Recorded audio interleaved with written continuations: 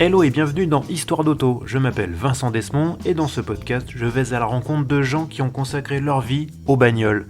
Ils ou elles sont journalistes, photographes, illustrateurs, blogueurs ou encore youtubeurs. Ils ont un point commun, de l'essence coule dans leurs veines. Épisode après épisode, ils nous raconteront leur parcours, leurs goûts, leurs aventures motorisées, en un mot, leurs histoires d'auto.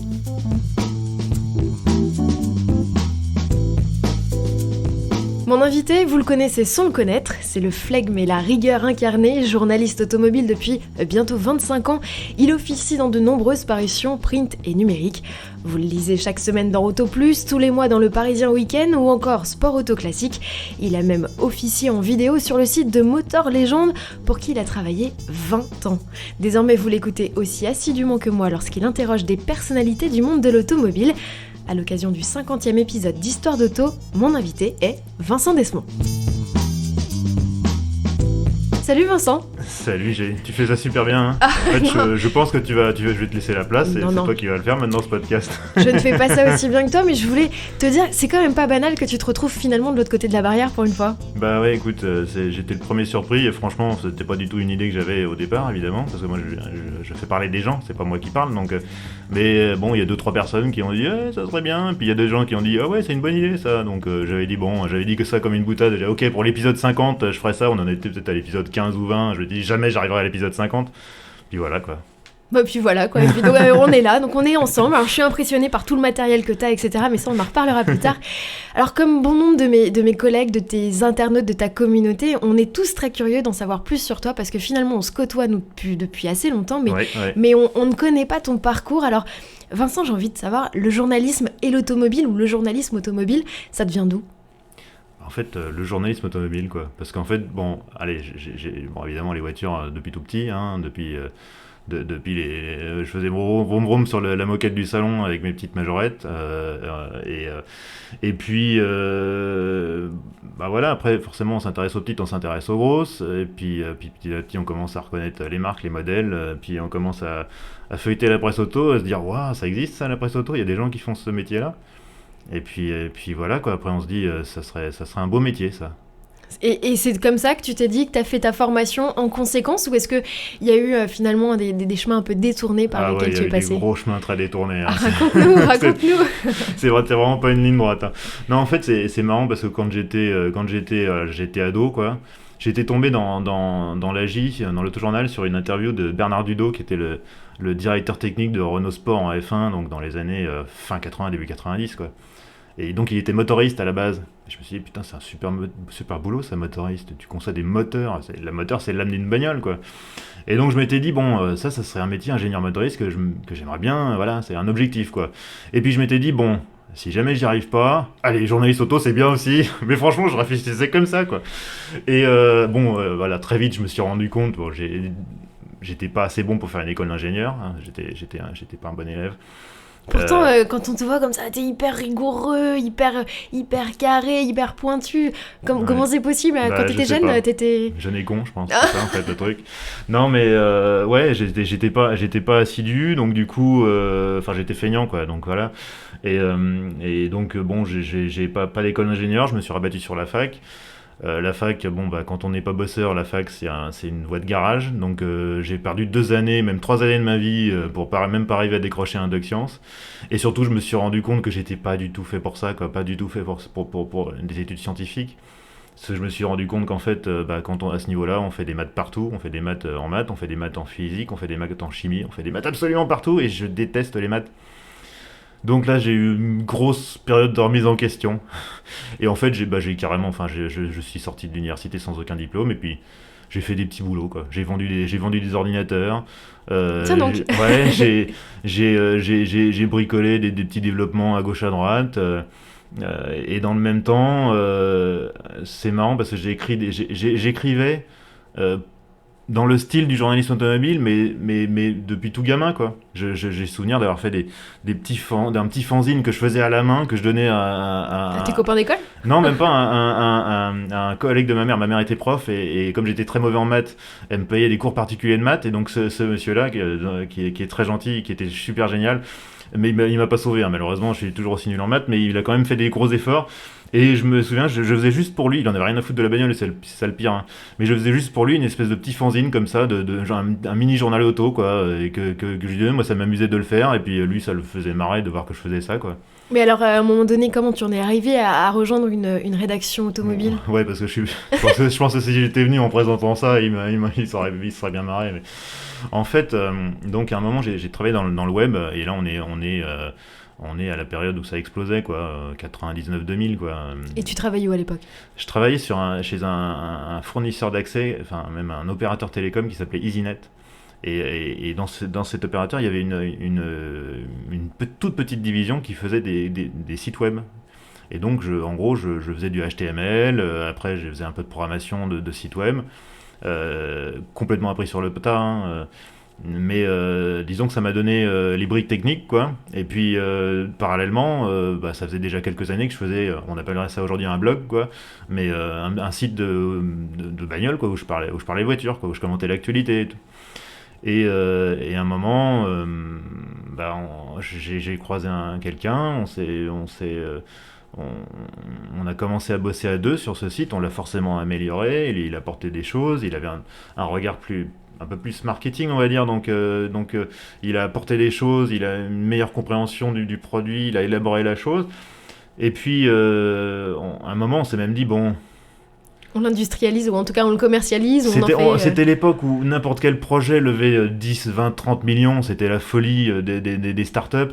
Et on s'est dit, bon, soit on arrête tout, et on se dit salut, et on part chacun de notre côté, soit on s'y met vraiment, on fait un truc pro, et on y va, quoi. Et évidemment, on a choisi la deuxième option. Et on a commencé à travailler sur un portail, c'était la grande époque des portails, donc on travaillait sur un portail automobile, un peu avec un annuaire façon Yahoo de site, avec un peu d'actu, un peu de trucs. Et à ce moment-là, un beau jour, on a le téléphone qui sonne et on a la rédaction du Nouvel Observateur qui nous appelle. Waouh. Et ils nous disent on voudrait acheter du contenu, votre contenu.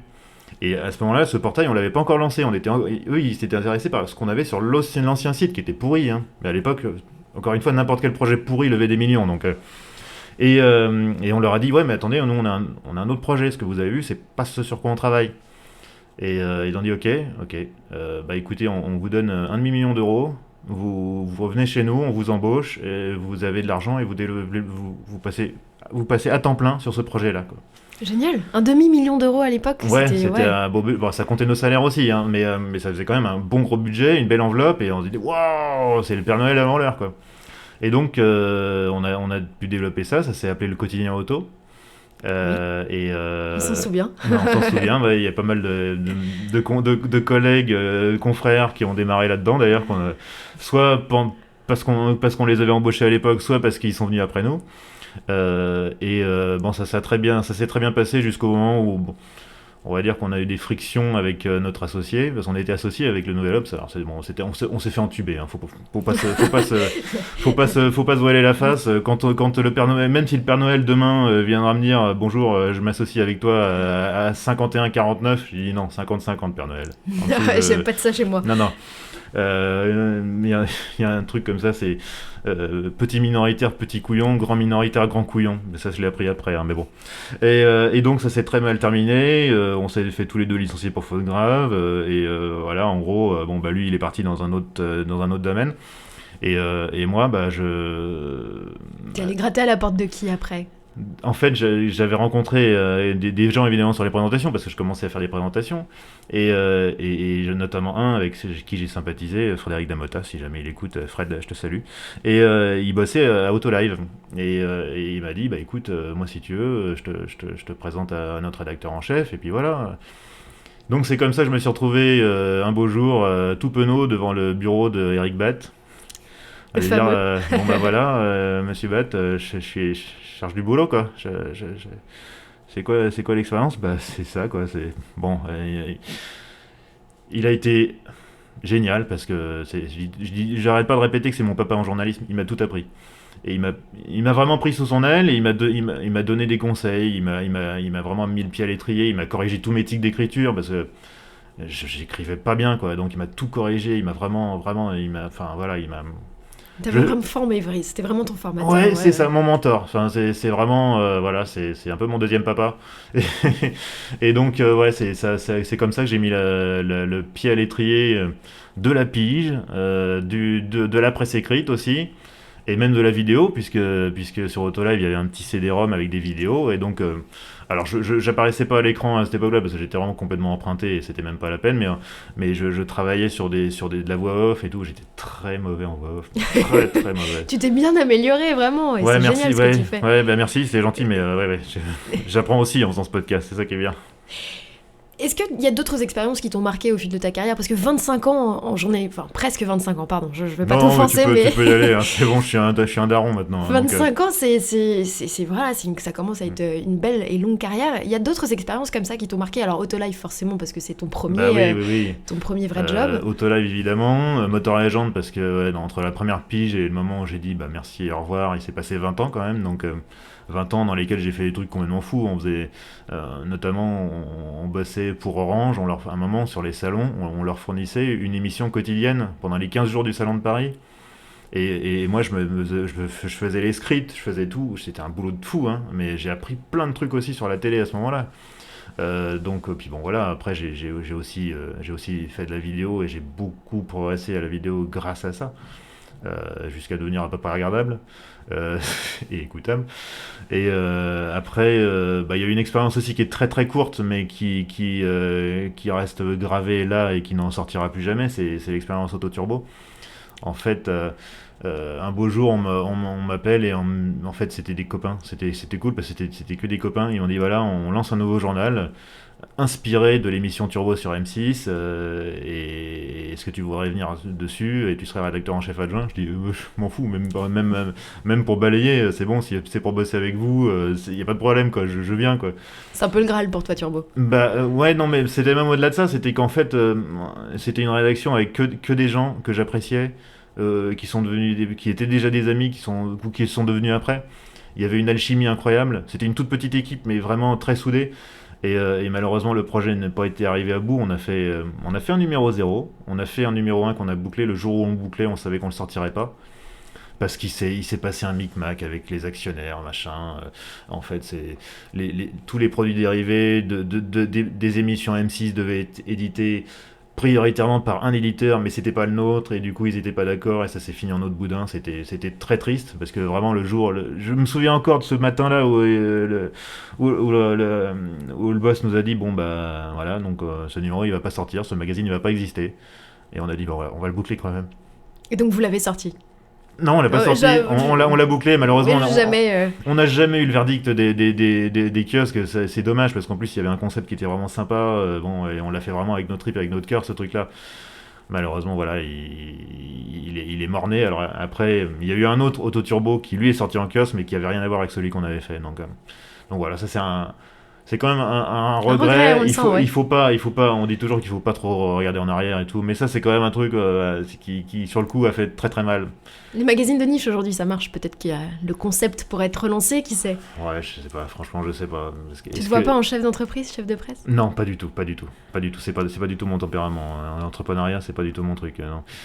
Non, je laisse ça à d'autres qui seront bien meilleurs que moi et bien plus bosseurs. Encore une fois, je te dis, je suis paresseux. Mais tu caches bien ton jeu. C'est comme le stress, il paraît que t'es stressé, que la vidéo c'était pas forcément ton truc au début, tu t'y es mis vraiment, t'as bossé, et aujourd'hui on se parle, que ce soit dans tes podcasts, dans les vidéos qu'on regarde, il n'y a pas du tout cette notion de stress, de crainte que l'on pourrait avoir. C'est parce que à force de mine de rien de pratiquer, on finit par s'améliorer. Même quand on part de très très bas, donc on s'améliore. Après ça veut pas dire qu'on devient bon, mais on devient moins mauvais. Aujourd'hui, tu collabores pour qui, Vincent? Beaucoup pour Autoplus, un petit peu pour le Journal aussi, Sport Auto parfois. Là, je travaille aussi un tout petit peu. Je commence pour Le Parisien Week-end. Aussi pour Auto Classique. T'es très branché ancienne, ou est-ce que moderne, ancienne, c'est pas... J'aime bien les deux. Et tu vois, ce que j'aime bien en tant que journaliste pigiste, donc je suis pas affecté à une rédaction, c'est que je m'adresse à chaque article, je m'adresse à un lectorat différent, je parle de voitures différentes, je parle de choses différentes, et ça c'est une variété qui dont je pourrais pas me passer. Parce que vraiment, tu vois, si demain on me dit est-ce que tu veux intégrer la rédaction d'Auto Plus, alors j'adore, j'ai des gens géniaux à la rédaction, c'est pas la question, hein. Mais c'est juste que je me retrouverai à faire toujours la même chose, toujours dans le même cadre, et je pense que ça me saoulerait. J'aurais besoin d'un moment de m'en sortir, quoi. Si on en vient un peu plus à parler aujourd'hui de ce podcast d'Histoire d'auto, Ouais. est-ce que tu peux un peu nous raconter la genèse, comment t'es venue l'idée, à quel moment tu l'as créée, à quel moment tu t'es dit allez, je me lance, ça y est, c'est parti. Bah, c'est-à-dire qu'avant de faire un podcast, j'ai commencé par en écouter. Et il se trouve que... T'écoutais de l'automobile déjà ? Ouais. En fait, il se trouve qu'avec 2019, enfin 2020, le Covid, les confinements, tout ça, j'ai fortement augmenté ma consommation de podcasts. Et puis, il y en avait notamment un que j'écoutais, et que j'écoute encore un petit peu, qui s'appelle Car Chat, qui est fait par un Anglais qui s'appelle Sam Moores, qui est un photographe. J'ouvre les parenthèses, je sais pas pour qui il travaille, mais j'aimerais bien savoir ses clients parce que il a une collection de bagnoles folle et là il a vendu il y a pas longtemps aux enchères une Ferrari F40 bleue, la seule Ferrari F40 bleue, c'était la sienne. Donc je sais pas pour qui il travaille, mais enfin visiblement c'est des clients qui payent bien. Et je vais faire la parenthèse. Et donc voilà, c'était un peu, enfin voilà, le concept d'Histoire d'auto, je l'ai pas inventé, hein. Je me suis inspiré du sien, je l'ai un petit peu adapté à ma sauce, mais voilà, lui il invite des gens, il les fait parler sur leur passion, voilà, enfin voilà, c'est du je sais pas comment on appelle ça, il y a un terme mais il m'échappe, mais c'est pas grave. C'est de la conversation un peu à la cool, quoi. Mais j'arrive vraiment rien inventé, hein, Mais oui, mais t'as quand même sauté le pas de te dire ok, maintenant je me lance sur le podcast. T'as quand même des journées bien remplies, je pense. En plus, t'es papa aujourd'hui. T'as une femme, t'as une vie. Ouais. D'ailleurs, des fois, ma femme me dit quand même le podcast, tu devrais lever un peu le pied, hein, parce que là, j'ai dit ouais, mais je peux pas. En fait, j'y arrive pas. J'ai besoin de ça. C'est ta petite récréation finalement. Ouais. En fait, bon, j'ai eu une petite initiation au podcast, c'est que justement avec ma femme, on en reparlera plus tard, mais on a fait la route 66. Et on s'était dit, et si on racontait ça en live, quoi, en temps réel. Donc on avait acheté un petit enregistreur qui est toujours là sur la table, c'est le même. Et on avait fait ça, on avait fait une douzaine d'épisodes, dont largement la moitié, voire les trois quarts sur place, comme de temps en temps, tous les 3-4 jours, on s'arrêtait, on se posait et on enregistrait, on se racontait nos impressions. Et donc ça m'a permis tu vois, de pratiquer l'aspect technique, de voir aussi là où il y avait des possibilités d'améliorer. Donc voilà, le côté technique, je l'avais déjà. Donc en gros, il n'y avait plus qu'à mettre la clé dans le démarreur et puis y aller, quoi. Parce qu'après, le concept, j'ai réfléchi un petit peu, j'ai dit bon là, je vois comme ça, et puis c'est pas très compliqué, quoi. Enfin, je veux dire, une fois que tu sais appuyer sur le bouton rec, voilà, quoi. Mais faut quand même cuisiner ses invités. Donc il faut se renseigner sur eux, Ouais. Et ça c'est pas un exercice facile. Moi-même j'ai... T'as galéré, hein. Ouais, j'ai galéré. Ouais. En fait, l'interview, c'est un exercice. Encore une fois, j'ai pas fait d'école de journalisme, donc personne m'a jamais appris comment on faisait une interview. J'en ai fait une poignée dans mes 25 ans de carrière, mais clairement, quand tu es journaliste auto et en particulier essayeur, les interviews, t'en fais pas, quoi. Donc, je savais que c'était un domaine où je suis mauvais. Et je me suis dit, en plus, c'est une occasion d'essayer de se perfectionner là-dessus, sachant que je sais que j'ai commencé évidemment avec des gens bienveillants. Je veux dire, j'ai commencé avec toi, j'ai commencé avec des gens que je connaissais, que j'appréciais, qui je pense me détestaient pas, donc ça a aidé un petit peu. Et donc voilà, ça m'a quand même mis en confiance aussi pour après. Après j'ai invité des gens qui avaient un peu plus impressionnant, tu vois, un peu plus ou que je connaissais pas du tout ou pas bien, mais sauf que j'avais du coup gagné en confiance, et voilà, maintenant je sais à peu près mener une interview, quoi. Et tu le fais parfaitement bien. Merci. Je dois te le dire. On est nombreux à écouter tes podcasts. Aujourd'hui, tu as fait passer combien de personnalités de l'auto? Alors, j'entends. Ouais, écoute, là c'est l'épisode 50. Alors, ça veut pas dire que j'en ai fait 49 parce qu'il y a des épisodes doubles. Typiquement, Eric Bat, c'est 2 épisodes. Yves Bérozet, c'est 2 épisodes. Je sais plus qui d'autre. Pierre Desjardins, voilà, qui a eu droit à 2 épisodes aussi. Donc voilà, mais sinon, je pense que une quarantaine, quoi. Et tu en prévois encore plus. C'est quoi le rythme de diffusion C'est tous les 15 jours, enfin les premiers 15 du mois. Au début, je faisais ça un peu au jugé, puis je me suis dit c'est bien d'avoir une petite régularité, quoi.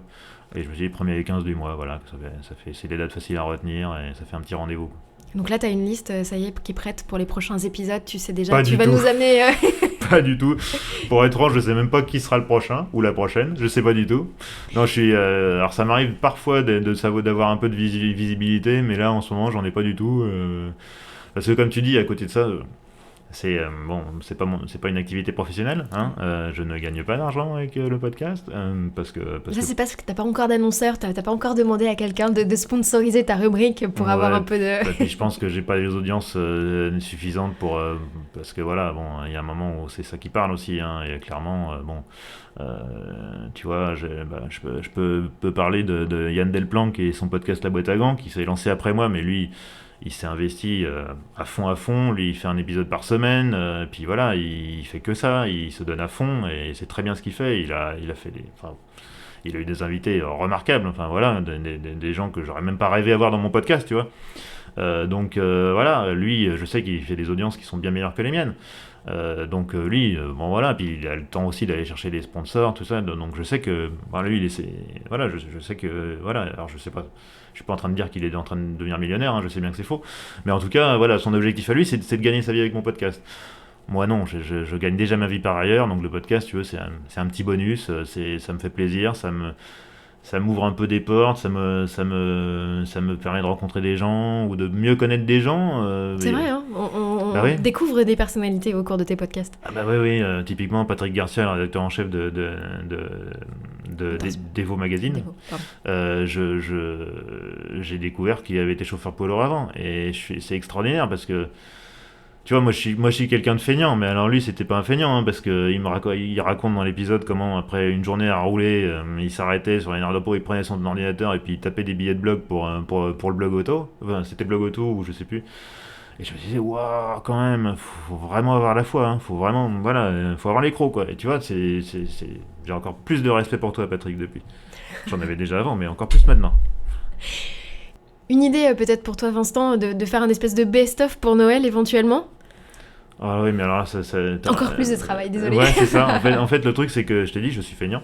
Et du coup, ça voudrait dire rechercher, enfin, réécouter tout. C'est pas une corvée, mais c'est quand même un peu de temps pour tout réécouter. Mais c'est vrai, ça serait une bonne idée. Il faudrait, oui, que je réécoute, que je ressorte les bons moments, les moments forts, les trucs, petites anecdotes qui, ouais. C'est une bonne idée. Tu vas encore me faire bosser. Bon, en même temps, je t'ai fait bosser là, donc. Et ben voilà, chacun son idée. Moi, je voudrais qu'on parle un peu du Vincent de tous les jours. Vincent, il est comment dans la vie? Est-ce que t'es quelqu'un qui conduit vite, tiens, par exemple? Non. Tu conduis bien, mais non, t'es pas du genre à conduire Non, vite? je suis pas un maniaque de vitesse et je sais que, ouais, non, je conduis sans doute plus vite que le français moyen, mais je suis pas un maniaque de vitesse. Pourtant, t'es une sportive, on pourrait se dire que... Ouais, mais en fait, moi le kiff, je l'ai pas dans la vitesse, en fait, je l'ai plus dans les sensations. Et j'aime bien quand on a des sensations sans aller trop vite. Et c'est pour ça qu'il y a beaucoup de sportifs modernes qui me fatiguent parce qu'il faut aller à 3000 km/h pour qu'il se passe quelque chose. Et bon, enfin, je veux dire, il y a un moment, il faut rester raisonnable sur route ouverte. Il y a d'autres gens à côté qui n'ont pas forcément envie d'avoir un apprenti Schumacher à côté. Donc non, je suis pas un maniaque de vitesse. Ça veut pas dire que je suis loin s'en faut que je respecte scrupuleusement les limitations, mais non, je suis pas un dingo de vitesse. Encore une fois, moi, c'est vraiment les sensations qui comptent. Donc pas pilote de course, mais peut-être pilote de ligne. Tu peux nous raconter cette passion que t'as pour l'aviation? Belle transition. Tu l'as travaillé celle-là. Hein. Bah oui, je sais pas. Je sais pas d'où me vient cette deuxième passion. C'est quand même la deuxième passion derrière la bagnole, hein. Ouais, j'aime bien les avions, j'aime bien tout ce qui vole en fait d'ailleurs, que ce soit une montgolfière, une fusée, une navette spatiale ou le James Webb Space Telescope ou ouais, un A350. J'aime tout en fait, ça me fascine. J'ai beau, voilà, tu vois, un avion, j'ai beau savoir physiquement comment ça fonctionne et tout, tu peux pas t'empêcher de te dire à chaque fois qu'un avion décolle, il y a un peu de magie quand même, il y a un truc. Et puis, j'aime bien... tu vois, le côté, je suis très rock progressif, j'adore Pink Floyd, tu vois, et le côté planant, tu vois, on dit toujours Pink Floyd c'est la musique planante, et voilà, t'écoutes du Pink Floyd, t'es à 35 000 pieds dans un 350, tu regardes par le hublot les nuages, tu vois, il y a un truc, waouh, c'est de la pure magie, ton kiff, quoi. Ouais, et puis tout m'intéresse parce que à la fois la magie du vol, et en même temps, c'est une industrie qui est passionnante, que ce soit d'un point de vue technologique, stratégique, c'est extraordinaire. Il y a tellement de niveaux c'est comme l'industrie automobile en fait, c'est d'une richesse, d'une variété, d'une complexité qui sont fascinantes. Donc oui, ça me fait bien kiffer ça. Et au tout début, quand tu t'es dit, voilà, l'aventure automobile n'était pas forcément à ta portée de main avec l'histoire du quotidien auto comme tu le racontais, tu t'es pas dit, tiens, à un moment donné, je vais bifurquer vers ma deuxième passion, l'aviation, et peut-être, je sais pas, devenir rédacteur dans un journal. Alors c'est marrant parce que c'est finalement une passion qui est toujours restée un petit peu dans un coin de ma tête, mais qui est ressortie périodiquement en fait. Mais il y a des moments où vraiment, enfin à cette époque-là, j'avais de la sympathie pour ce domaine-là, mais pas, ça m'intéressait pas plus que ça. Et puis c'est revenu et voilà. Et maintenant c'est vrai que voilà, si je sais pas, un jour on me disait bon tu dégages, t'es un mauvais journaliste auto et tout, ou je sais pas, peut-être que je me dirais moi j'essaierais de tenter ma chance par là-bas dans le journalisme aéronautique. Mais bon, enfin, la question se pose pas. Hein. J'ai des contacts dans ce milieu parce que depuis le temps, forcément, j'ai cultivé des relations et des relations d'amitié même. Mais non, pour l'instant, je suis dans ma sphère automobile. Mais ce qui m'empêche pas de. Moi, j'aime bien trouver des ponts en fait. Et trouver des ponts entre les gens, trouver des ponts entre les secteurs. Et le secteur, l'automobile et l'aérien sont nés à peu près en même temps. Et il y a l'Automobile Club de France, mais il y a aussi l'Aéroclub de France, qui sont nés en même temps, ou quasiment en même temps. L'Aéroclub est venu juste après, mais il a été fondé par des gens qui étaient déjà membres de l'Aéroclub, de l'Automobile Club. Et voilà, il y a énormément de ponts, que ce soit, je sais pas, le freinage anti-blocage, ça a été inventé pour les avions à l'origine. BMW, c'était des moteurs d'avion aussi. Rolls, c'est pareil. Ouais, Rolls-Royce. Bon, enfin, ouais, il y a plein de trucs qui sont en commun. À l'époque des pionniers de l'aviation, c'était souvent des gens, on appelait ça des sportsmen. Donc c'était des gens qui faisaient à la fois des exploits aux commandes d'un avion, mais aussi aux commandes de voitures de course. C'était souvent voilà, des gens qui avaient beaucoup d'argent, et qui avaient du temps à perdre et qui faisaient les fous avec des grosses bagnoles et des gros avions, quoi. Donc il y a plein de liens comme ça qui sont un peu ténus, mais qui sont bien là entre les deux industries. Donc, et même encore aujourd'hui, tu vois, on parle de la transition, de l'électrification dans l'automobile, même dans l'aviation, les mêmes thèmes se posent. On parle de l'hydrogène, on parle de l'avion électrique, donc il y a beaucoup de similitudes et il y a toujours encore des petites passerelles, quoi. Donc et même par exemple, c'est drôle, l'actuel patron d'Airbus, Guillaume Faury, c'est un ancien de PSA en fait. Il avait été patron de la R&D chez PSA, je l'avais rencontré à l'époque d'ailleurs. Donc voilà, c'est fascinant, enfin j'adore. Voilà, je pourrais en parler des heures, on va peut-être passer à autre chose parce que là sinon on va faire 3 heures et ça va être chiant. Enfin mon petit doigt m'a dit quand même que t'étais aussi calé en marque de voiture qu'en modèle d'avion et que t'étais capable dans le ciel en envoyant de dire à peu près ce que c'était. Ouais, à peu près, à peu près. Pas toujours, des fois je me gourre. Oh, si peu. Mon petit doigt m'a dit aussi que quand il t'est arrivé une anecdote, alors ça je vais dire qui c'est, merci Jean-Dominique, l'ami de m'avoir donné cette petite anecdote. Je voudrais que tu nous racontes cette fois où t'as piqué une crise. T'es pas du genre, enfin je te vois pas du tout comme quelqu'un qui sort de ses gonds, et là pourtant il t'est arrivé une aventure à l'entrée du périphérique, et Jean-Dominique me l'a raconté, j'étais morte de rire, et je me suis dit, Vincent, tu ne peux pas ne pas nous la raconter à nous aussi. Que s'est-il passé ? C'est marrant, ça l'a marqué, il m'en parle encore.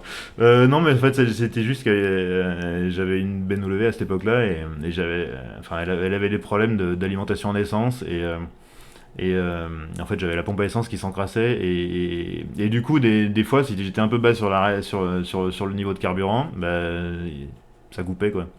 Tu nous dis que t'es pas mécano en fait, t'aimes pas trop la mécanique. C'est ça je touche pas un boulon, moi. C'est vraiment, je sais pas faire. Il y a d'autres gens qui savent faire ça bien mieux que moi. Je sais rien faire de mes 10 doigts.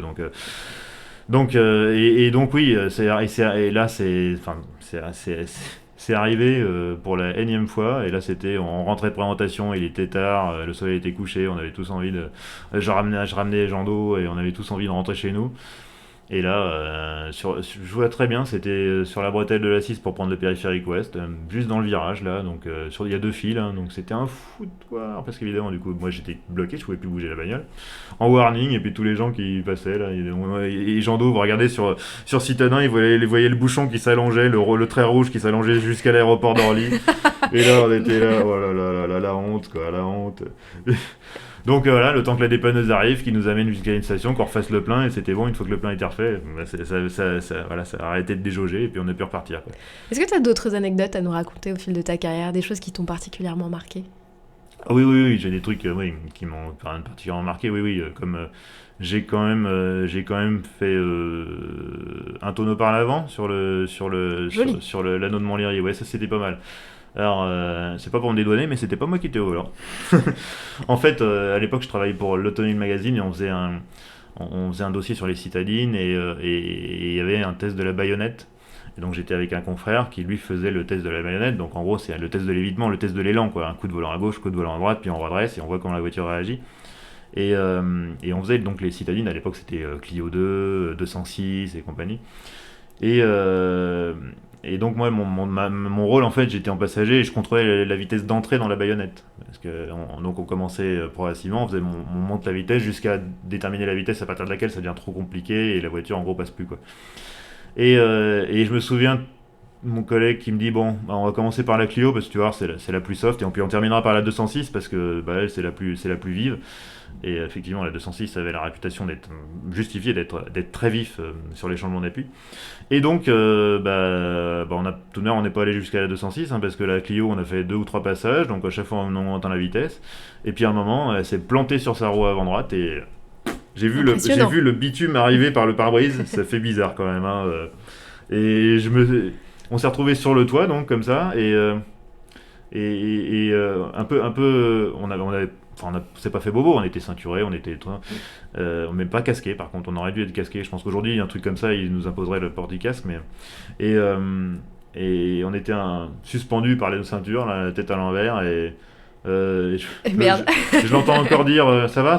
Je dis ouais, ça va. Bon, on arrête, hein. Oui, on va arrêter là. Oui, c'est sûr qu'on va arrêter là. Je crois quoi. C'est grave pour aujourd'hui. Et donc, il paraît que le photographe qui forcément lui shootait la scène, il paraît qu'il nous appelait pendant 10 minutes. Les gars, ça va. On ne répondait pas parce qu'on était juste sonnés, on n'avait pas compris ce qui se passait, quoi. Il s'est fait un sang qui pareil, il nous a dit après coup.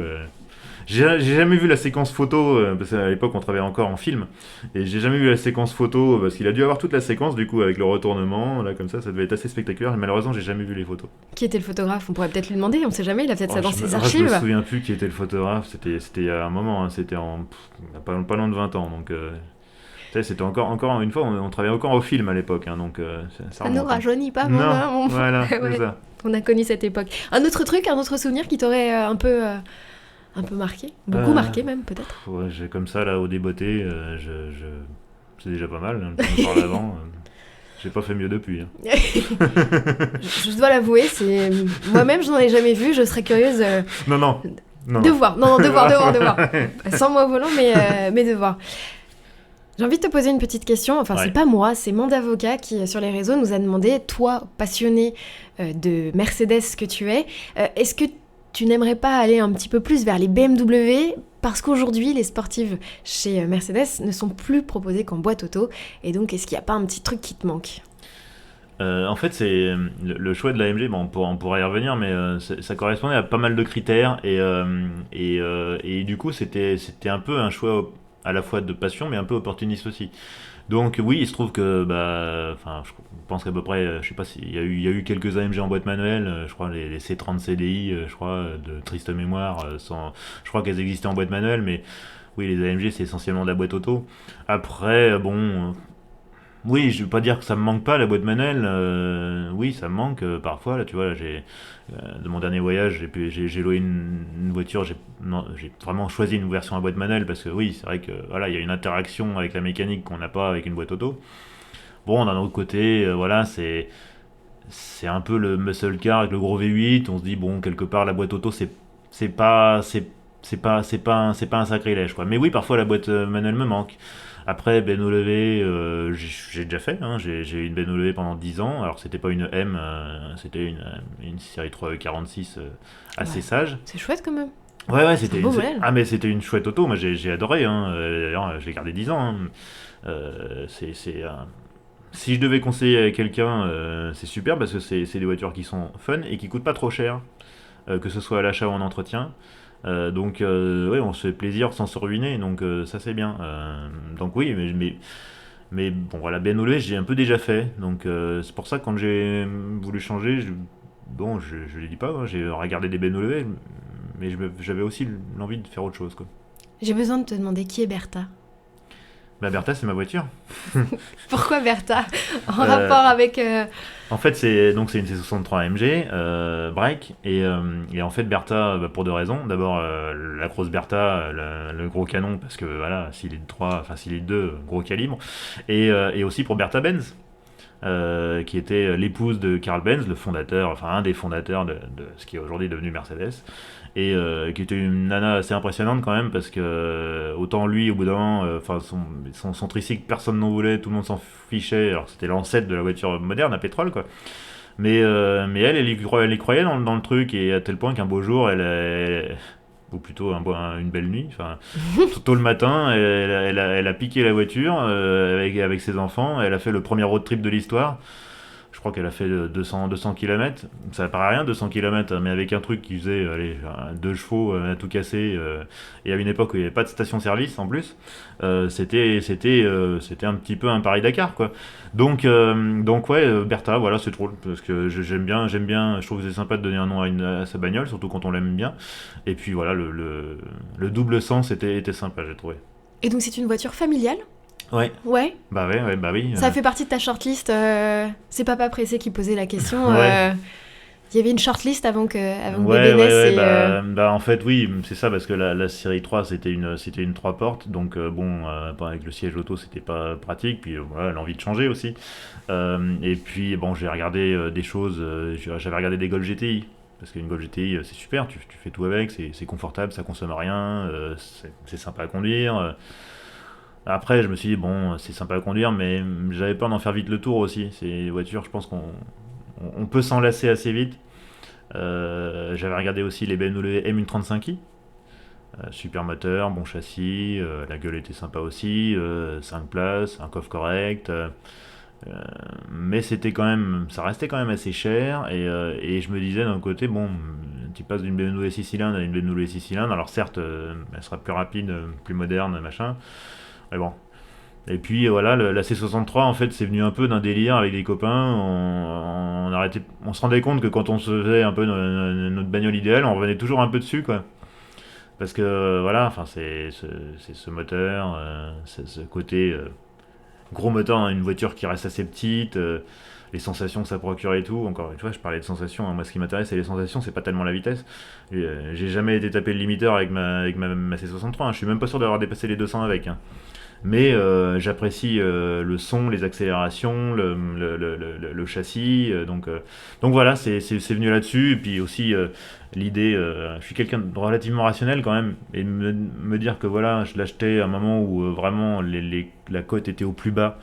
Et que je me dis que de toute manière ça pouvait pas descendre et que ça peut que remonter parce que voilà, la suivante elle avait le V8 biturbo qui marchait fort mais qui était un peu moins sympa. Et les nouvelles qui ont un 4 cylindres hybride, n'en parlons pas. Donc je me suis dit, voilà, c'est un futur collector et avec lequel tu vas te faire plaisir. Et en plus en break, voilà, pour charger la poussette et le lit parapluie et tout le foutoir, voilà. Donc voilà. Mais oui, il y avait une shortlist.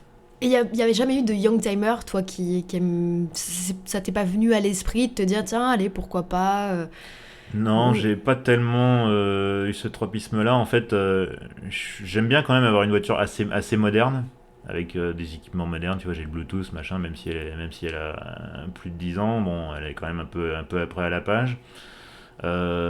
Tu vois, l'idée quand même de partir en vacances avec une voiture qui est sûre, tu vois, si t'arrive un truc, bon, voilà, c'est quand même une voiture moderne en termes de crash test et tout, bon, voilà, t'as des airbags partout. Donc voilà, pour moi, le Youngtimer, ce serait plutôt une deuxième voiture. Voiture passion, vraiment. Voilà, mais bon, j'habite dans un coin où les places de parking sont chères, et je roule déjà pas tellement avec Bertha, donc si j'ajoute une deuxième voiture, je vais encore moins rouler. Bon, si c'est pour avoir une voiture qui prend la poussière, qui du coup tombe en panne parce que je la roule pas assez. Après, je dis pas, à une époque, je regardais beaucoup, mais je parle de ça, c'était il y a 15 ans, je regardais beaucoup les coupés Burton. Alors, on n'est pas sur du Youngtimer, mais on est vraiment pour du oldtimer. Superbe auto, qui paraît-il est super à conduire. J'ai jamais eu l'occasion d'en conduire une, mais tout le monde dit que c'est absolument génial. Donc, j'avais beaucoup regardé ça à l'époque où ça coûtait 10-12 000 balles, quoi. J'étais bête de ne pas en avoir acheté une à l'époque. Si j'avais su qu'aujourd'hui ça valait 30 ou 40 000. Ah oui, ça, les paris Donc, sur le... bah ouais. Donc, mais bon, voilà. Donc, je suis. Encore une fois, je suis quand même. Voilà, pour moi, ma voiture principale doit être une voiture moderne, à peu près. Et après, peut venir se greffer là-dessus d'autres choses, mais après, d'un point de vue logistique, ça devient très compliqué. S'il ne devait ne restait plus qu'une passion, et ça c'est une question de Jean Sierra, ce serait plutôt avion ou bagnole? Ça, c'est pas facile, ça. Je pense que quand même plus bagnole, parce que malgré tout, c'est quand même le cœur de ma vie depuis 25 ans, voire plus. Donc, ouais, ça serait quand même plus la bagnole. Mais après, ça peut faire une bonne reconversion, l'aérien. Très bien, c'est noté dans un petit coin de ma tête. Ça fait presque 1 heure déjà qu'on est ensemble. Une autre petite question. Trop long, c'est ça. Non, j'adore, j'ai pas vu les heures passer. J'espère que tes auditeurs non plus. Une dernière petite question un peu rigolote, cette fois elle est de Benoît Fauconnier qui dit quand Vincent était gosse, est-ce qu'il était plutôt team alors nos rêves, Majorette tu nous l'as cité, mais est-ce que éventuellement t'avais peut-être des Solidos dans ton parking, dans ton petit garage, ou des Matchbox ou des Hot Wheels, ou bien aucune des deux, parce que quand t'étais petit... Alors, t'avais pas de... pour ça, je suis un peu comme mon fils qui n'est pas du tout soigneux, je cassais tout. Donc, bon, c'était plutôt Majorette, parce que c'était costaud, donc mes parents m'achetaient ça, c'était tranquille.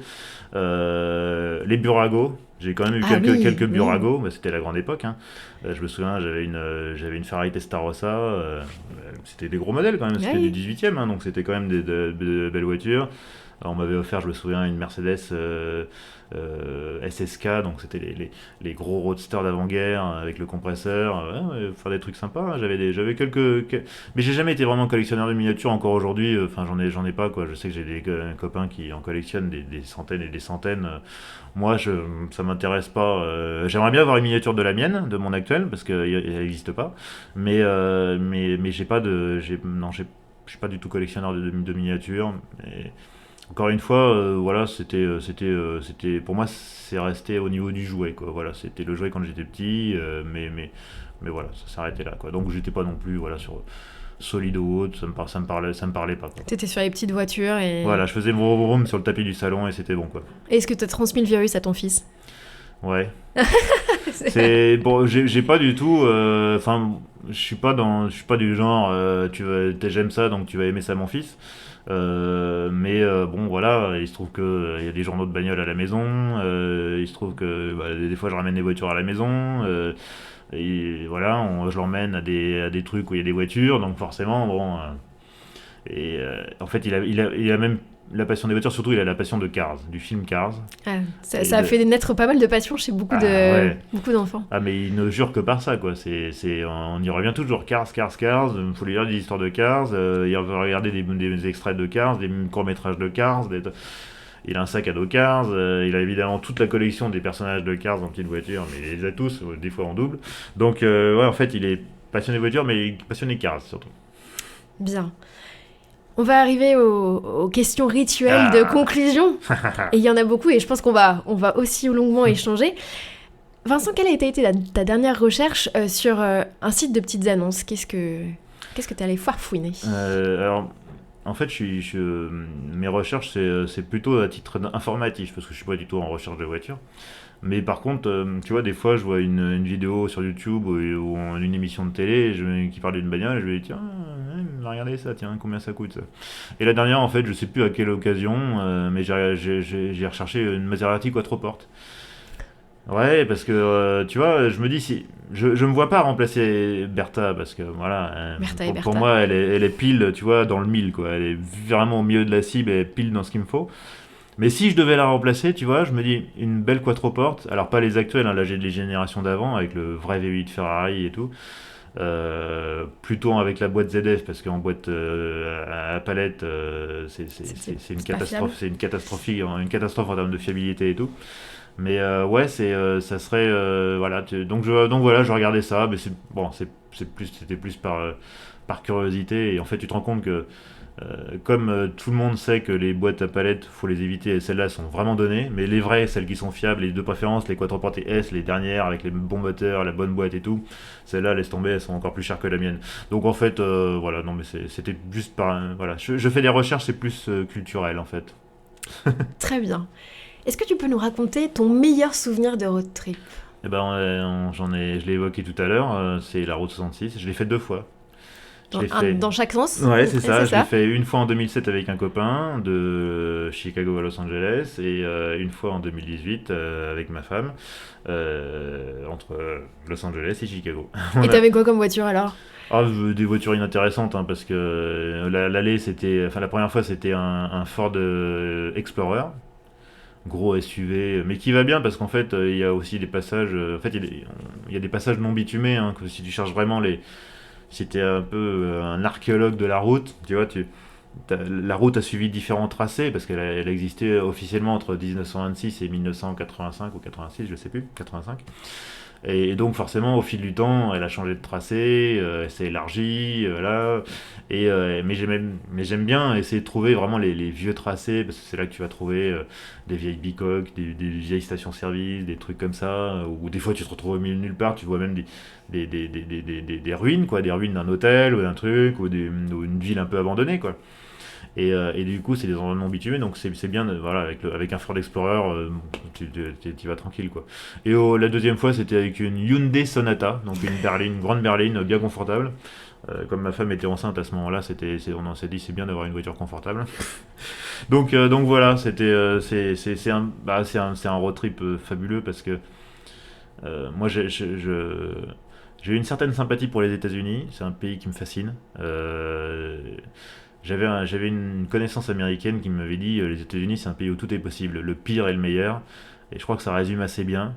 Et ce qui est intéressant quand on fait la route 66, c'est que bien sûr on fait les coins touristiques, on fait Los Angeles, on fait Chicago, on fait Santa Fe, on peut faire un crochet par Las Vegas, le Grand Canyon. Mais d'un autre côté, on traverse aussi le Midwest, la Bible Belt, le Texas. On voit des endroits où il n'y a pas de touristes, quoi. Et je me souviens, particulièrement en 2007, la première fois.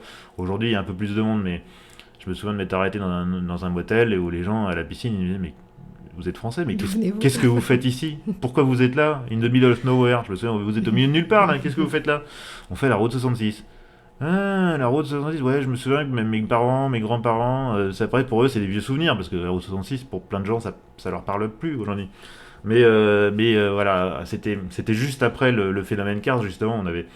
Je pense que je sais pas si c'est le fait d'avoir vu le film qui nous a dit bah tiens, ça serait bien qu'on la fasse quand même. Et l'été d'après on l'a fait, je sais pas. Mais en tout cas, il y a eu quelque chose qui a changé hein, clairement quand le film est sorti et aujourd'hui bon. C'est marrant d'ailleurs d'avoir fait le trajet deux fois Deux époques à différentes? 12 années d'intervalle parce qu'il y a des endroits qui sont métamorphosés. Quoi. Il y a un moment, la route fait un tout petit crochet dans le Kansas, mais vraiment un tout petit crochet, je crois qu'il y a 10 ou 15 km. Et on traversait un truc, mais c'est un bled, mais alors c'était mort. Tous les trucs étaient fermés, à l'abandon. Tu avais la botte de paille qui passait devant la Limite, voiture. limite quoi. Et on est revenu là et bah, il y avait une boutique de tatouage, un café à la mode, une maison qui était complètement en ruine avait été refaite, transformée en musée. Donc c'est marrant quoi, c'est de voir comment ça a changé et comment en fait cette route qui était abandonnée est un peu revenue quoi. Et je pense que le film Cars a beaucoup joué. Du coup, t'es bon pour le faire avec ton fils bientôt. Ah, il est encore un peu petit là pour faire des grands voyages comme ça, mais oui, on va sûrement le en faire. Alors, l'année prochaine, c'est les 100 ans de la route 66, Ah, 2026. Bon, après, le problème, c'est que franchement, il est vraiment encore trop petit pour faire un voyage comme ça. Et je pense qu'il se rendrait pas compte de ce que c'est. Donc, on va attendre qu'il soit un petit peu plus grand, qu'il comprenne mieux. si tu dis 26, t'as un petit peu de marge encore. Oui, c'est vrai, oui. Oui, c'est vrai. Oui. Ouais. Ça peut... Peut-être, oui. Faut que j'en parle à ma femme. Vincent, ton garage idéal, si t'avais aucune limite de budget, ce serait quoi? Ouais, la fameuse question. Alors je suis comme certains, évidemment, forcément je l'ai un peu bachoté. Bon, alors déjà, alors je garde pas Bertha, Ah. mais je prends mieux que Bertha. Ah. En fait, donc la C63 MG, W204, il y a eu plein de versions, et l'ultime version, c'est l'édition 507, qui avait le moteur poussé à 507 chevaux, mais c'était surtout, voilà, avec... il y avait un équipage mobile allégé et tout. Enfin bon, en gros, c'était un moteur de la SLS AMG qu'ils avaient quasiment repris tel quel, quoi. Et voilà celle-là, mais en break, c'est introuvable. Hein. Des éditions 507, il y en a essentiellement des coupés, quelques berlines. J'ai vu une fois une annonce pour un break en Allemagne, il était affiché 70 000 balles, un truc comme ça. Il avait la même config que le mien, j'étais là. Non, je le veux, mais Ouais, non. mais bon, c'est deux fois le prix de la mienne, donc voilà, mais voilà, ça serait très bien pour, tu vois, pour tous les jours. Ensuite, je mettrais bien une ancienne, mais une ancienne un peu améliorée. Donc, j'ai eu la chance d'essayer une Citroën SM. Et waouh! Ah oui? Ouais, franchement, je me suis fait la réflexion en la conduisant qu'on n'avait pas fait mieux depuis.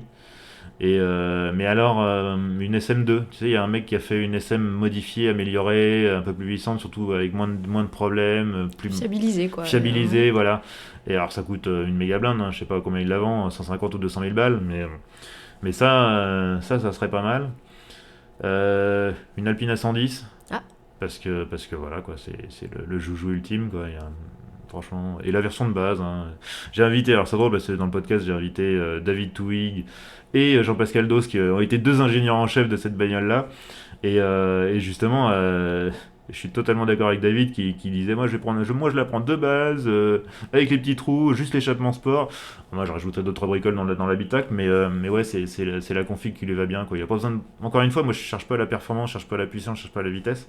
Ce qui m'importe, c'est les sensations, et avec 250 chevaux, on en a déjà bien assez. Ça fait 3, et ça fait 3. Ça fait 3. Ouais, ça fait 3. Hein. Et après, une 300 SL Papillon. Ah, Ouais. joli choix. Avec modifié pour avoir la clim quand même, parce qu'il paraît que c'est insupportable. L'authenticité, Vincent, l'authenticité. Ouais, non, mais en fait, alors, encore une fois, j'ai eu la chance d'en essayer une, mais en roadster. Alors, c'est extraordinaire comme voiture. Quand on pense qu'elle est sortie en milieu des années 50, je pense que les gens ont pas dû comprendre ce que c'était, quoi, parce que ça reste encore, enfin je veux dire, le moteur il marche fort, il fait un son magnifique, le châssis il est étonnant. Alors il y a juste la direction qui est lourde et les freins qui sont pas terribles, mais voilà, c'est les seules choses qui datent la voiture, parce que voilà, je pense qu'elle était tellement en avance sur son temps. Mais bon, voilà, en papillon parce que c'est la 300 SL, mais avec la clim parce que sinon c'est invivable en fait. T'as pas de marque de prédilection, mais tu nous as quand même cité deux Mercedes. C'est vrai. Hein. Et en fait, c'est marrant parce que il y a 15 ans, Mercedes, moi, ça me parlait pas du tout. Pour moi, c'était vraiment les caisses de vieux, quoi. Et c'est fou, hein. Et en fait, j'ai commencé à piger pour un magazine qui s'appelle Toile Passion, qui existe toujours d'ailleurs, qui a changé d'éditeur depuis. Et en plus, c'est trop drôle parce que le gars, enfin, en gros, il a posté une annonce, quoi, recherche pigiste pour un magazine auto. Donc, moi, j'ai postulé, puis voilà, j'ai pas mal bossé avec lui. Et ce qui au début était vraiment un truc d'opportuniste, quoi. J'ai dit, bon, bah tiens, il y a des piges à prendre, je les prends. Et puis finalement, j'ai appris à découvrir cette marque, j'ai appris à la comprendre dans toute sa richesse. C'est quand même voilà, c'est quand même un peu un cas unique, hein, Mercedes, hein, parce que c'est les gars qui sont à la fois capables de vendre des hypercars à 2 millions d'euros comme la MG1 et en même temps des camions, des Vito, des taxis. Enfin, je veux dire, il n'y a aucune autre marque qui arrive à faire ça. C'est aussi une marque qui a une histoire forcément hyper riche, puisque ça remonte à 1886, donc il n'y a pas beaucoup de marques automobiles, en tout cas, bon, Peugeot date d'avant ça, mais l'automobile c'était beaucoup plus tard, donc j'ai appris à découvrir et à apprécier cette marque. Puis voilà, du coup, grâce à cette collaboration-là, j'ai eu la chance, voilà, d'essayer une 300 SL, bon, c'est un truc... Si jamais, ça reste entre nous, hein, mais si jamais on vous propose de faire un tour en 300 SL, vous dites oui, vous criez très fort, hein, surtout. Voilà. Bien. Et s'il y a un propriétaire de 300 SL qui nous entend et qui cherche un jockey pour lui faire quelques tours les week-ends... Ouais, voilà, si elle dort au garage et qu'il faut vérifier que la batterie est bien chargée, je peux m'en occuper.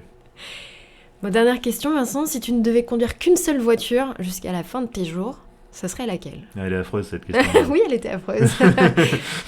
Piégée. Bah oui, là, le truc, c'est que, bon, tu l'as dit, je suis papa, donc les déplacements sera forcément en famille, donc il faut avoir... Mais ton fils sera grand. Bah oui, mais pour l'instant, il est petit, donc si c'est jusqu'à la fin de mes jours, il faut quand même que je gère la période, tu vois, jusqu'à ce qu'il ait son indépendance. Donc il faut quand même...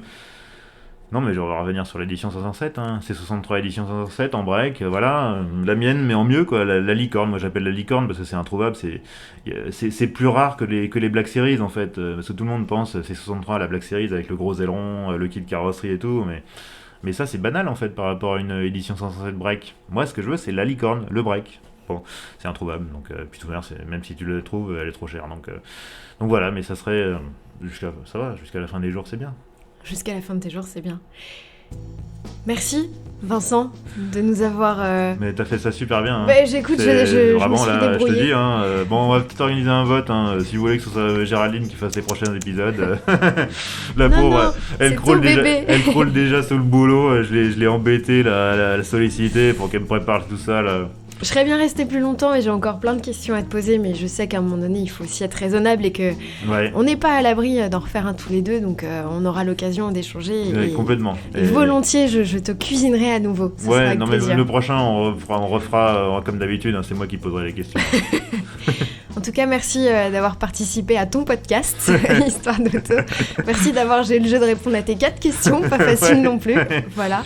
Ouais, je te dis, j'ai un peu bachoté, forcément, du coup, je les connais. Je me suis posé combien de fois la question, même en faisant la vaisselle, en écoutant d'autres gars répondre à cette question-là, parce que des fois, je réécoute les épisodes, les anciens, parce que j'aime bien me souvenir des questions que j'avais posées, des échanges qu'on avait eus, ça me fait marrer, quoi. Des épisodes que j'ai enregistrés il y a un an et demi. Donc des fois je me réécoute et je me dis c'est vrai qu'on s'est bien fait chier sur cette question-là. Surtout celle-là, je la blacklist, je la veux plus. donc voilà, non, c'était bon, franchement tu t'es super bien sorti, donc et puis on se donne rendez-vous pour un autre épisode et cette fois ce sera à nouveau à toi qui va parler. Avec plaisir et merci aussi à tes auditeurs de m'avoir permis de réaliser cette interview. Alors, parce qu'il y avait énormément de questions et ceux auxquels on n'a pas pu répondre, je répondrai en direct sur les réseaux sociaux, comme ça, ce sera plus simple. Merci Vincent. Et merci à toi Géraldine. Salut. Ciao. Et voilà, merci d'avoir écouté ce 50e épisode exceptionnel d'Histoire d'Auto. Alors, comme d'habitude, hein, si ça vous a plu, bon, celui-là il est un peu bizarre, hein, donc s'il vous a pas plu, ne jugez pas le podcast s'il vous plaît juste sur cet épisode-là, parce que voilà. Mais si ça vous a plu, abonnez-vous. Si ça vous a pas plu, essayez quand même d'écouter des épisodes d'avant, histoire d'être sûr. Si ça vous a plu, abonnez-vous sur les plateformes, sur YouTube. N'hésitez pas à laisser un petit commentaire et un avis, c'est très important, ça, les avis, c'est ça qui fait booster les ratings, comme ils disent dans la Startup Nation. Retrouvez Histoire d'Auto évidemment sur Facebook, Twitter, Instagram, LinkedIn. Si vous voulez me contacter en direct, histoiredauto@gmail.com. Et enfin, n'oubliez pas, Histoire d'Auto, c'est un nouvel épisode tous les 1er et 15 du mois. Merci et bonne route. On s'en est bien sorti là quand même, non ? Très bien. Ouais, super. Encore merci. De rien.